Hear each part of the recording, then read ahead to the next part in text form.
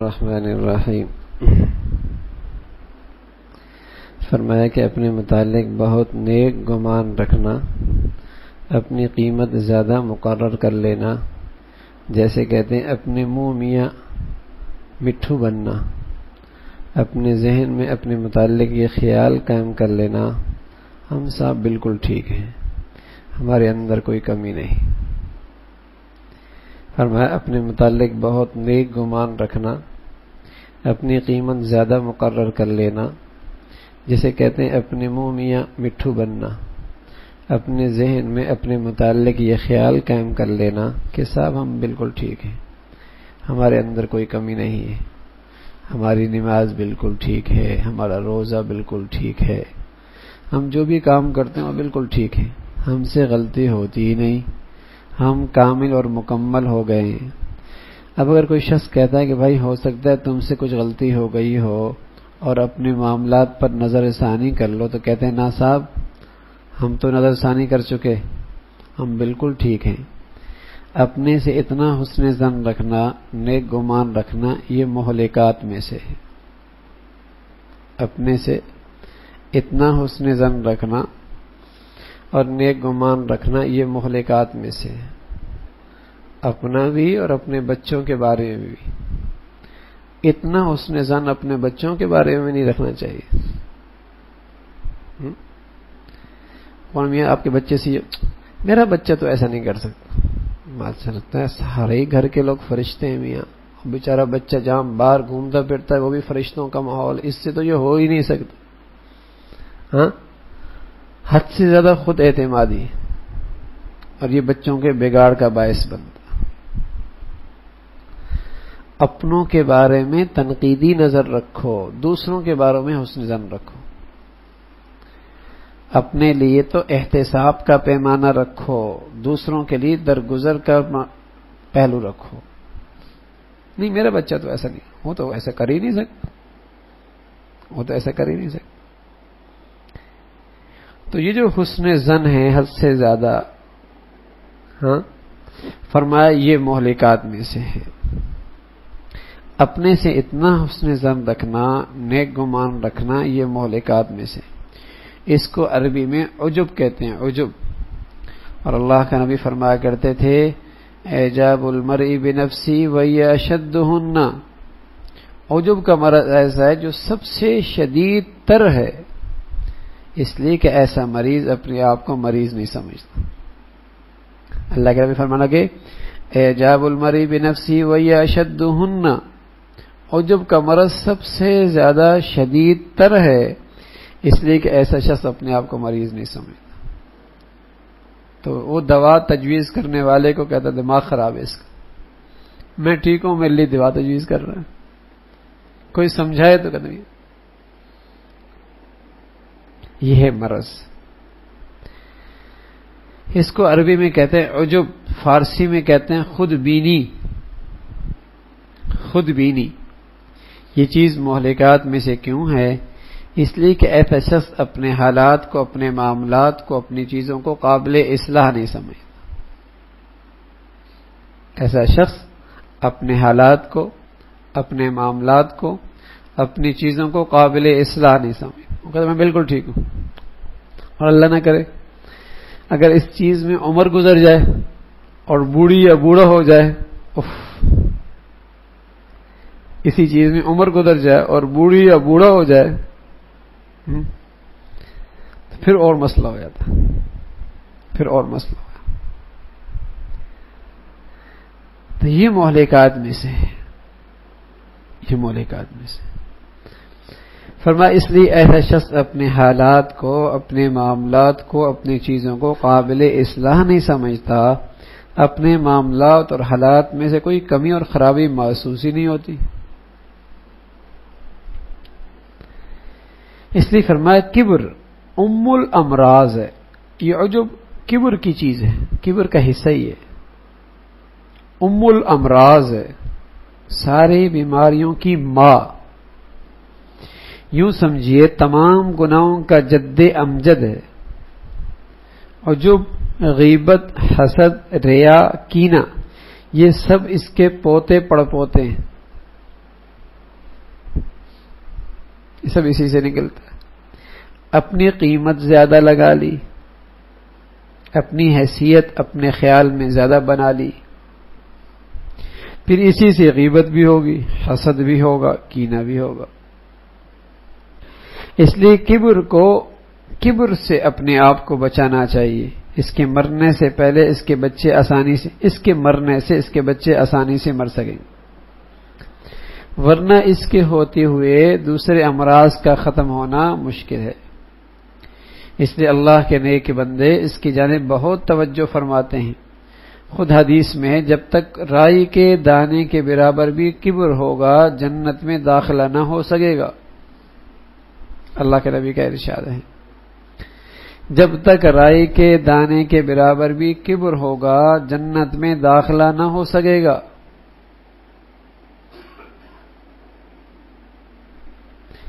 وہ تو بھائی بس اللہ کی شان ہے، اس کے علاوہ کسی کو تکبر زیب نہیں دیتا. محتاج کیا تکبر کر،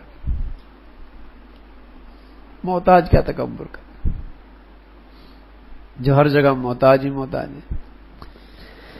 فرمایا حسد، کبر، ریا انہی اول سے مٹانے کی ضرورت ہے. بہت کم لوگ اس سے بچے ہوئے ہوتے، بہت کم اس میں سے لوگ بچے ہوئے ہوتے، الا ماشاء اللہ. کیا ڈاکٹر اور حکیم وغیرہ دل کے مرض میں مبتلا نہیں ہوتے؟ کیا ڈاکٹر اور حکیم وغیرہ دل کے مرض میں مبتلا نہیں ہوتے؟ کہہ رہے ہیں کہ پیشوا بھی ان کے اندر بھی یہ روگ آسانی سے نہیں جاتا. ایک بڑے حکیم صاحب جو ماہر امراض قلب تھے، ان کا واقعہ ہے کہ رات میں ایسے سوئے کہ پھر صبح اٹھنے کی نوبت ہی نہیں آئی. حالانکہ اچھے خاصے تھے، بظاہر کوئی بیماری نہیں تھی، دل کا دورہ پڑا، رحلت کر گئے. یہ چیز بہت مشکل سے نکلتی ہے، بہت مشکل سے نکلتی. اپنے متعلق بہت نیک گمان رکھنا، اپنی زیادہ قیمت کم کر لینا، ہاں یہی تو ہے. ظاہر ہے مریض کو اپنے مرض اور بیماری کا احساس نہ ہو تو بڑی خطرناک بات ہے. ایک مریض تو ایسا ہے جس کو اپنے مرض کا احساس ہے اور اپنے کو بیمار سمجھ رہا ہے، اس سے توقع ہے کبھی نہ کبھی اپنے علاج کی فکر اس کو ہوگی. یہ ڈاکٹر اور حکیم سے رجوع کرے گا جس سے اس کا علاج ہو جائے گا، شفا ہو جائے گی. لیکن جو مریض کو ایسا ہو کہ اس کو اپنے مرض کا احساس ہی نہ ہو، وہ اپنے کو بیمار نہ سمجھے بلکہ اپنے کو بالکل صحیح سمجھے، تو ایسے حالت میں کیا امید ہو سکتی ہے کہ اس کا علاج ہو جائے گا اور اس کو صحت ہو جائے گی؟ کیونکہ وہ اپنے کو تندرست سمجھ رہا ہے. اس لیے ڈاکٹر اور حکیم سے رجوع کرنے کی ضرورت ہی نہیں محسوس کرے گا. تو پھر ایسی صورت میں مرض کا بڑھتا ہی رہے گا اور حالت گرتی ہی رہے گی. یہی حال بالکل اس شخص کا ہے جو خود بینی میں مبتلا ہے، جو عجب میں مبتلا ہے کہ میرے معاملات، میرے احوال سب ٹھیک ہیں، میرے معاملات، میرے حالات ہاں سب ٹھیک ہیں. یہ خود بینی میں مبتلا ہے، اپنے کو قابل اصلاح نہیں سمجھتا، جس کی بنا پر دینی اجتماعات، دینی مجالس میں، استفادے کی مجالس میں شرکت نہیں کر سکے گا. اہل اللہ اور اللہ کے نیک بندوں کی صحبت ان کے تربیت سے فائدہ نہیں اٹھا سکے گا. پھر یہ کہ جب کسی سے معاملہ کرے گا اس میں کچھ ناگواری ہوگی، چونکہ اپنے سے اس نے ظن ہے، اپنے سے نیک گمان ہے، اس لیے سمجھے گا غلطی فلاں ہی کی ہے. ہمیشہ کہے گا غلطی فلاں ہی کی ہے، اس لیے کہ مجھ سے تو غلطی ہو ہی نہیں سکتی، مجھ سے تو غلطی ہو ہی نہیں سکتی. چونکہ اپنے سے اس نے ظن ہے، اپنے سے نیک گمان ہے، اس لیے سمجھے گا فلاں ہی کی غلطی ہے. میں نے بات چیت صحیح کی تھی، معاملہ بھی ٹھیک کیا، غلطی تو اسی کی ہے. غرضے کے ہر معاملے میں اپنے کو رائے راست پر سمجھے گا، دوسرے کو غلطی پہ سمجھے گا. گویا ایسا شخص اپنے کو صراط مستقیم کا معیار قرار دیتی ہوئی ہے، جو اس سے الگ ہو جائے وہ ہٹ جائے وہ غلطی پر. ایسے شخص کی اصلاح بڑی دشوار ہوتی ہے، اس لیے اس کو سب سے زیادہ مہلک چیز فرمایا گیا. ایسی چیز سب سے مہلک. اور یہ ضروری نہیں کہ یہ گناہگار کے اندر ہی ہو، یہ تہجد گزار کے اندر بھی مرض ہوتا ہے، نیک آدمی کے اندر بھی آتا ہے۔ جب کوئی نہیں کر رہا تو کہتے ہیں میں ایسے گناہگار ہوں، اور جب کچھ کرنے لگ جاتا ہے کہتا ہے اب تو میں بالکل ہی ٹھیک ہوں، مجھ جیسا تو کوئی ہے ہی نہیں۔ ہاں، حالانکہ بھائی اللہ ہمیں نصیب فرما دے، صحیح ایمان کی نشانی یہ ہے جتنی اس کی ایمان کی سطح بلند ہو اتنا ہی وہ اپنے آپ سے غیر مطمئن، جتنا اس کی ایمان کی سطح بلند ہو اتنا ہی وہ اپنی دینداری سے غیر مطمئن ہو، یہ نشانی ہے۔ اس لیے صحابہ کہا کرتے تھے نافق حنظل، حنظل تو منافق ہو گیا۔ حضرت عائشہ فرمایا کرتے کاش کہ میں کوئی گھاس ہوتی کاٹ دی جاتی، کل قیامت میں بعد پرس نہ ہوتی۔ حضرت ابوبکر فرمایا کرتے رضی اللہ عنہ کوئی پرندہ ہوتا کتنے مزے میں رہ رہا ہے، کون کل ثواب جواب دے گا۔ حضرت عمر کہا کرتے تھے میرا کہیں منافقین میں نام تو نہیں ہے۔ ہاں، تو جس قدر دینداری بڑھے گی، واقعی دینداری بڑھے گی، اتنا ہی وہ اپنی دینداری سے اپنی سطح سے غیر مطمئن، اتنا ہی غیر مطمئن۔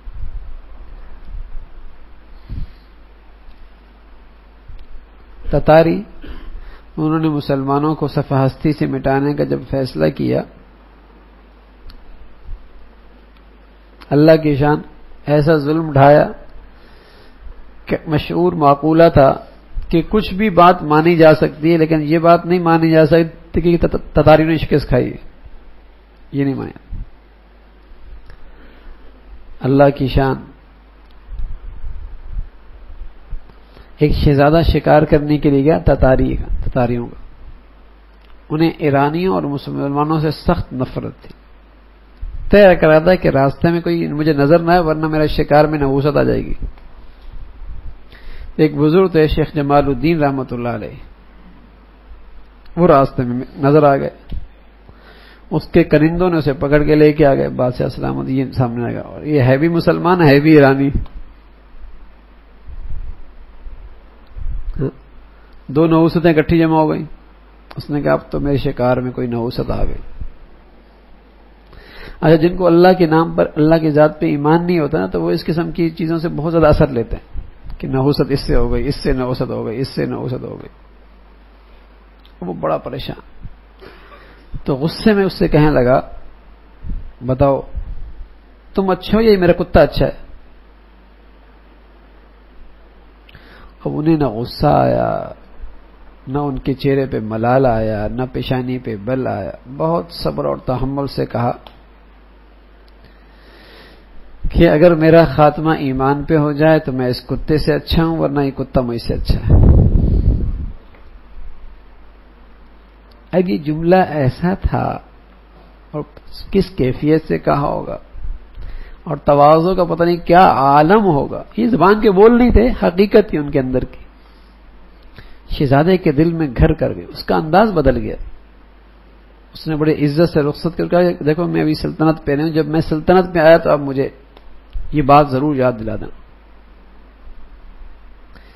یہ بات ضرور یاد دلا دینا۔ اللہ کی شان، ان کا انتقال ہو گیا، شہزادے کو اب تک سلطنت نہیں ملی، تاج پوشی نہیں ہوئی۔ اس نے اپنے بیٹے کو وصیت فرمایا میری قسمت میں تو یہ چیز نہیں آئی، لیکن جب یہ شہزادہ سلطنت پہ آئے تم اسے میرا پیغام دے دینا۔ اللہ کی شان، ایک دن آیا کہ شہزادے کو تاج پوشی ہوئی اور وقت کا سربراہ بن گیا۔ اب اس کا بیٹا دربار میں، کہاں کون جانے دیتا ہے؟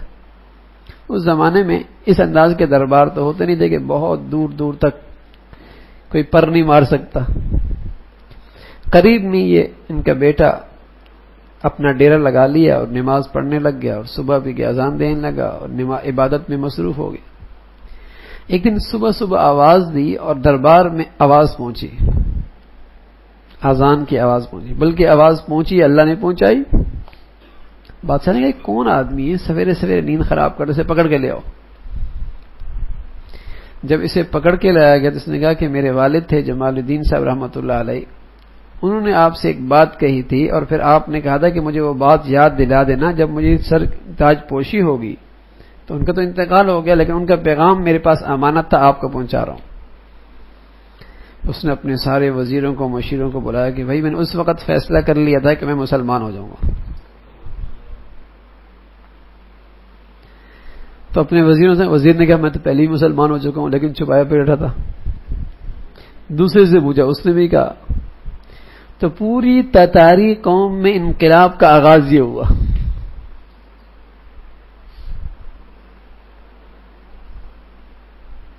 کہاں وہ جس کے سامنے کوئی ٹک نہیں سکتا تھا، ہاں، اور کہاں ان کی زندگی میں یوں انقلاب آیا. لیکن یہ تواضع کا بول اندر کی حقیقت تھا. ہاں، اندر کی حقیقت تھا کہ تم بہتر ہو یا کتا بہتر ہے. ایمان کی حالت میں گیا تو میں بہتر ہوں ورنہ کتا بہتر ہے. آج کا پتہ کوئی نہیں، آج کیا ہو. مرنے کا خاتمے کا پر ہے، خاتمہ ایمان پہ ہو تو کتے سے اچھا ہوں. تو یہ وہ لوگ تھے جن کی نظروں میں اپنی کوئی قیمت نہیں تھی، اپنی کوئی قیمت نہیں. معاملہ تو خاتمے کا ہے میاں، معاملہ تو خاتمے کا ہے. جب اپنے خاتمے کے بارے میں اتنا ڈر ہو تو بتاؤ کسی کو حقیر سمجھے گا؟ یہ اپنی بھی قیمت لگائے گا؟ لگائے گا. تو جتنا بڑھیا ایمان ہے، نشانی کیا ہے؟ اپنی دینداری سے کبھی مطمئن نہ ہو، کبھی مطمئن، کبھی مطمئن نہ ہو.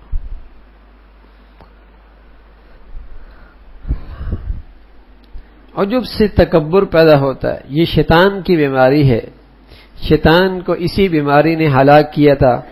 شیطان نے اپنے متعلق یہ رائے قائم کی تھی، انا خیر منہ، میں آدم سے افضل اور بڑھتر ہوں. یہ شیطان کی بیماری ہے، میں بہتر ہوں، میں اس سے بہتر ہوں. کیوں؟ اس لیے کہ اس نے اپنے ذہن میں ایک دلیل قائم کر لی تھی کہ آدم کو مٹی سے پیدا کیا گیا اور مجھ کو آگ سے پیدا کیا گیا. ہم بھی دلیل قائم کرتے ہیں، اس کے بعد یہ ڈگری نہیں، میرے پاس یہ ڈگری ہے. وہ فلاں قوم کا ہے، میں فلاں زبان کا ہوں، میری بلادری فلاں ہے، اس کے بلادری بھی آنا ہے. فلسفہ ہمارے پاس بھی ہوتا ہے اپنی پڑھائی کا. میں اتنے نفل پڑھتا ہوں، یہ کچھ بھی نہیں پڑھتا، تو فلسفہ میرے پاس بھی ہے. تو اس کے بعد بھی ایک فلسفہ تھا کہ یہ مٹی سے پیدا ہوا ہے، میں آگ سے پیدا ہوں. یہ ایک مقدمہ ہوا. اس کے ساتھ دوسرا مقدمہ یہ کہ آگ اوپر کو چلتی ہے، مٹی نیچے کو گرتی ہے، لہذا آگ اشرف ہے، میں افضل اور برتر ہوں. اپنے ذہن میں یہ مقدمہ جما لیا اور اپنے فہم پہ اعتماد کیا، اپنی سمجھ پہ اعتماد کیا، اس پہ غور نہیں کیا. سجدہ کرنے کا حکم کس کا ہے؟ اللہ تبارک و تعالی حکم فرما رہے ہیں. اللہ تبارک و تعالی کی ذات اور اس کی شان جلال کیسی ہے، اللہ تبارک و تعالی کا علم کیسا ہے. ان سب چیزوں کے باوجود پھر بھی اپنے رائے قائم رہا اور حکم کی خلاف ورزی کی. اس لیے عجب کی بیماری شیطانی بیماری کہلاتی. اپنی قدر و قیمت لگا لینا، اپنی اندر اپنی حیثیت قائم کر لینا، اپنے بارے میں حد سے زیادہ حسن ظن رکھنا عجب ہے، اور یہ شیطانی بیماری، شیطانی بیماری. اپنے آپ کو علاج سے مستغنی سمجھنا، اپنے حالات معاملات کو کامل اور مکمل سمجھنا، یہ چیز بڑی خطرناک ہے. یہ باطنی بیماری ہے اور بڑی خطرناک بیماری. یہ بیماری ایسی ہے اس سے انسان اندر بیمار ہونے لگتا ہے. اخلاق رذیلہ 10 ہیں جن کے نام مظلمات میں ہیں، کیونکہ ان سے دل میں اندھیرا پیدا ہوتا ہے.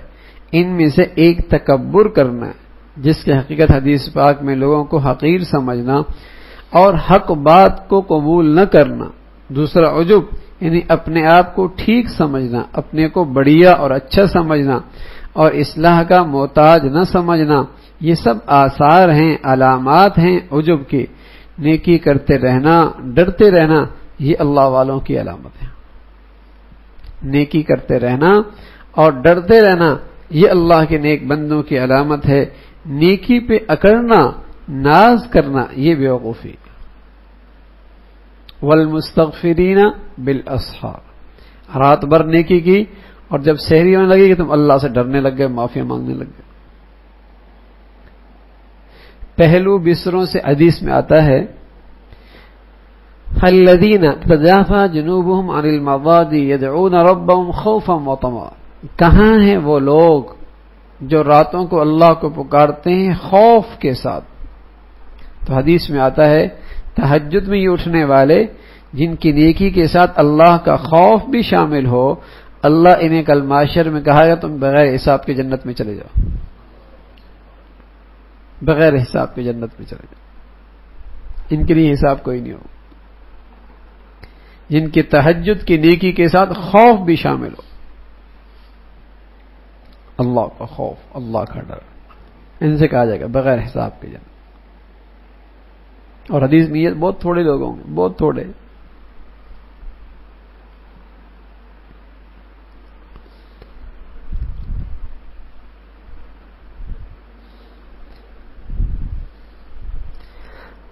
آج کل جھگڑا اور فساد کی جڑ حب جاہ ہے۔ ہر شخص بڑا بننے کی کوشش میں ہے۔ امام بننے میں تو جھگڑا ہوتا ہے، مقتدی بننے میں جھگڑا نہیں ہوتا، جھگڑا امامت میں ہے۔ ہر شخص آگے بڑھنا چاہتا ہے، ٹھیک ہے نا؟ ہر شخص آگے بڑھنا چاہتا، پیچھے کوئی نہیں رہنا چاہتا، ٹھیک ہے نا؟ آگے رہنا چاہتا، سب سے نمایاں رہنا چاہتا۔ جھگڑا اسی پہ۔ آج کل جھگڑا اور فساد کی جڑ ہی حب جاہ ہے۔ ہر شخص بڑا بننے کی کوشش میں آگے رہنا چاہتا ہے، پیچھے رہنے میں کوئی جھگڑا نہیں۔ غلطی اور قصور کا اعتراف اور اقرار نہ کرنا یہ کمی کی بات ہے۔ غلطی اور قصور کا اعتراف اور اقرار نہ کرنا یہ کمی کی بات ہے۔ آج کل یہ مرض عام ہے، کوئی غلطی ہو جاتی ہے تو اس کی توجیہ بیان کرتے ہیں۔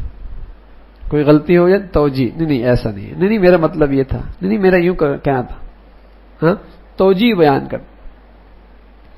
تو فرمایا غلطی اور قصور کا اعتراف اور اقرار نہ کرنا یہ کمی کی بات ہے۔ آج کل یہ مرض عام ہے، کوئی غلطی ہو جاتی ہے اس کی توجیہ بیان کرتے ہیں، غلطی کے اقرار میں اپنی ذلت سمجھتے ہیں، یہ شیطانی بیماری ہے۔ جب اللہ نے سوال فرمایا ما منعک الا تسجد اذ امرتک، کس چیز نے تجھے منع کیا کہ تو نے سجدہ نہ کیا جب سجدے کرنے کا حکم دیا گیا، تو اس حکم کی تعمیل تو نے کیوں نہیں کی؟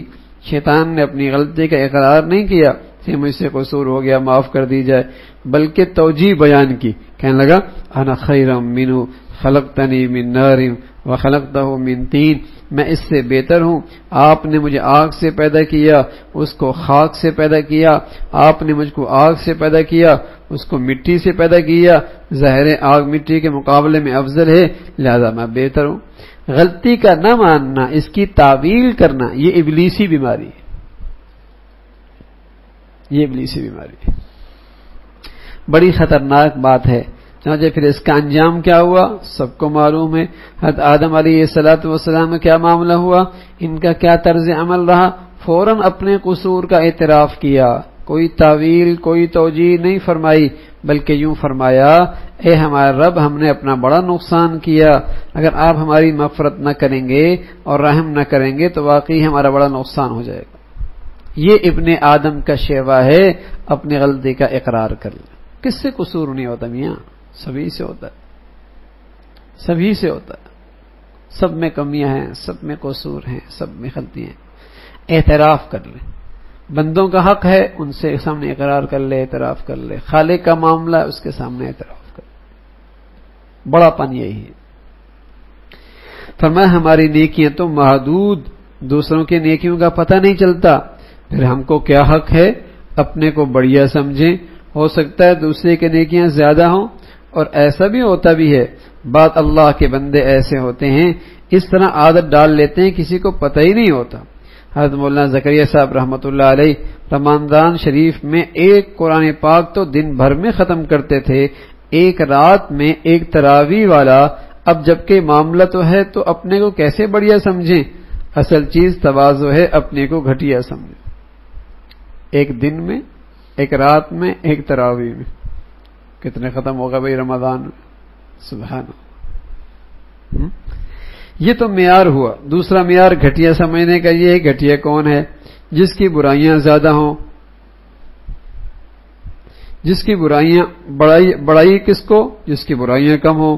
دوسروں کی برائیاں ہمیں کم معلوم ہوتی ہیں، ایک دو معلوم ہوں گی اپنی برائیاں سوچیں گے تو معلوم ہو کتنی ہیں، لہذا ہماری برائیاں زیادہ، ہم گھٹیا، جس کی برائیاں کم وہ بڑھیا، تو اپنی کو گھٹیا سمجھے. ظاہر ہے اس کے عیب تو ہمیں 2-3 پتہ ہے اور اپنے تو پتہ نہیں کتنا پتہ ہے. اپنے کو بڑھیا نہ سمجھیں، لیکن دوسرے اگر اس کو بڑھیا سمجھتے ہیں تو کوئی حرج کی بات نہیں، بلکہ حدیث سے معلوم ہوتا ہے یہ مطلوب ہے کہ اللہ دوسروں کے دلوں میں عزت ڈال دے لیکن میرے دل میں میری حیثیت نہ ہو، یہ مطلوب ہے.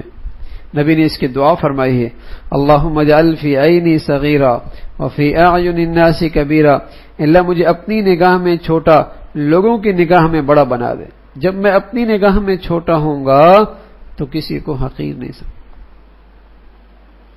عجب اور تکبر کے مرض سے محفوظ ہو جاؤں.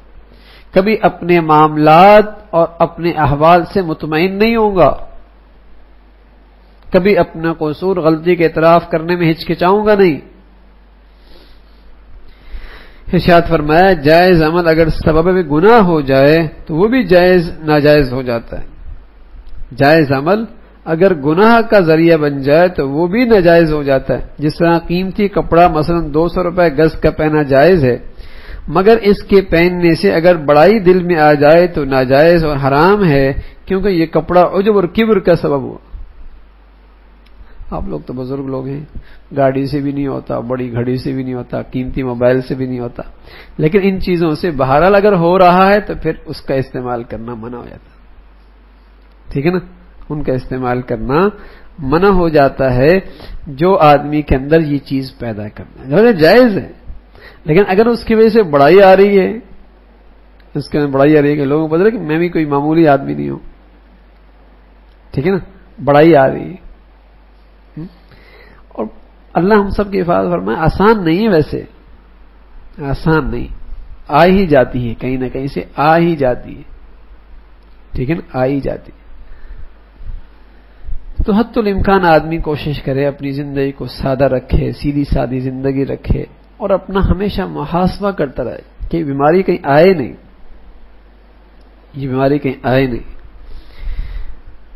جائز عمل اگر سبب گناہ ہو جائے تو وہ بھی جائز ناجائز ہو جاتا ہے. جس طرح قیمتی کپڑا مثلا 200 روپے گز کا پہننا جائز ہے، مگر اس کے پہننے سے اگر بڑائی دل میں آ جائے تو ناجائز اور حرام ہے، کیونکہ یہ کپڑا عجب اور کبر کا باعث ہوا. کلام میں، معاملات میں، تقریر میں کوئی ایسا عنوان نہ آنے پائے جس میں بڑائی، کمال یا خوبی ظاہر ہو. اس بات کی طرف جملہ اہل تعلق کی نگرانی بھی خصوصی ہونی چاہیے. اپنا ہر وقت نظر رکھنی چاہیے کوئی ایسی چیزوں میں زبان پہ نہ آئے. تعریف انسان کے لیے بڑی مہلک چیز ہے. تعریف میں انسان بگڑ جاتا ہے. سبھی تعریف کر رہے ہیں، ہاتھ چوم رہے ہیں تو نہیں بولتے ہاں بچ کچھ ہے، سبھی مجھے نیک کہہ رہے ہیں، سبھی نیک کہہ رہے ہیں، کہتے میں ہاں واقعی نیک ہوں. اب ایک آدمی کہے تو ایسا ہے، کتنا غصہ آئے گا، یار سبھی نیک کہہ رہے ہیں تو مجھے ایسا کہہ رہا ہے. حالانکہ وہ بیچارہ وہ صحیح کہہ رہا ہوگا جو ایک کہہ رہا ہے، ہاں، لیکن غصہ اس لیے کہ سبھی نے جو کہہ دیا، سب نے سند دے دی. بڑا مشکل تعریف. اس لیے اللہ کے نبی نے منع فرمایا سامنے تعریفیں نہ کرو، سامنے تعریفیں نہ کرو. بڑی حکمت ہے نبی کی باتوں میں. فرمایا تعریف انسان کے لیے بڑی مہلک چیز ہے. تعریف میں انسان بگڑ جاتا ہے. کسی کے ہاتھ چومنا شروع کر دیجئے، کسی نے تعریف کر دی، انسان کا نفس پھولنے لگتا ہے، سمجھنے لگتا ہے ہمارا جیسا کوئی نہیں، ہم تو بالکل جنید بغدادی کی طرح کامل اور مکمل ہو گئے. فرما رہے پھر آدمی خیال کرتا ہے ہم تو بالکل جنید بغدادی رحمۃ اللہ علیہ کی طرح کامل اور مکمل ہو گئے. یہ بڑی خطرناک چیز ہے. آج کچھ یہی حال ہمارا بھی ہے. نفس کے عیوب ہمارے سامنے ہیں، ہماری کوتاہیاں ہمارے علم میں ہیں، لیکن اگر کوئی شخص تعریف کرتا ہے، کوئی اعزاز و اکرام کا معاملہ کرتا ہے تو ہم سمجھتے ہیں ہم کچھ ہیں جبھی تو لوگ ایسا معاملہ کر رہے ہیں. انسان کا نفس بہت خطرناک ہے، اس سے غافل نہیں ہونا چاہیے. اسی کو خواجہ صاحب نے فرمایا نفس کا مارا سخت جان دیکھ ابھی مرا نہیں، غافل ادھر ہوا نہیں اس نے ادھر ڈسا نہیں. حاجی امداد اللہ مہاجر مکی رحمۃ اللہ علیہ فرماتے ہیں کہ میں مخلوق میں سوائے نفس کے کسی سے نہیں ڈرتا، صرف نفس سے ڈرتا ہوں. جب اتنا بڑا آدمی اپنے بارے میں یہ ارشاد کہہ رہا تو ہما شما کا تو پوچھنا ہی کیا ہے، ہما شما کا تو پوچھنا ہی کیا ہے۔ نفس انسان کا بڑا دشمن ہے، نفس سے ڈرتے رہنا چاہیے، عجب یہ سب سے بڑی بیماری ہے۔ اللہ ہم سب کو بھائی اس کی توفیق نصیب فرما دے، ہم سب کی حفاظت فرمائے، اپنی کمیوں پہ نظر رہے اور ان کمیوں کو اپنے اللہ کے سامنے پیش کرتے رہیں۔ ہاں، اپنی کمیوں پہ نظر رہے، اپنی کمیوں کو اللہ کے سامنے پیش کرتے رہیں، معافی مانگتے رہیں۔ کتنی دن رات میں پتہ نہیں کیا کچھ ہوتا ہے، ہاں، تو اپنے کمیوں کو سامنے رکھ کر اعتراف کر کے قصور کا ہمیشہ اللہ سے مانگتا ہے، پھر اللہ کی ذات سے امید انشاءاللہ موت کے وقت کسی نہ کسی اچھے لوگوں میں شامل کر ہی دے گا انشاءاللہ۔ اللہ عمل کی توفیق نصیب فرما دے۔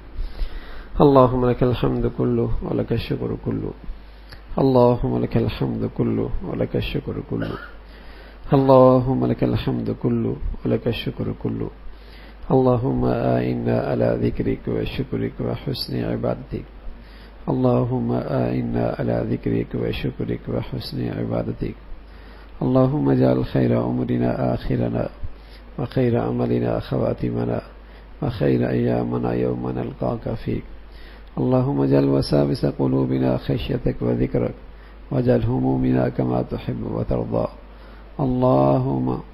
اللهم إنا نسألك العفو والعافية في الدنيا والآخرة، اللهم ارزقنا فهم النبيين وحفظ المرسلين وإلهام الملائكة المقربين وجعلنا من الشهداء والصالحين، نستغفر الله نستغفر الله نستغفر الله، وصلى الله على سيدنا محمد وعلى آله وأصحابه أجمعين برحمتك۔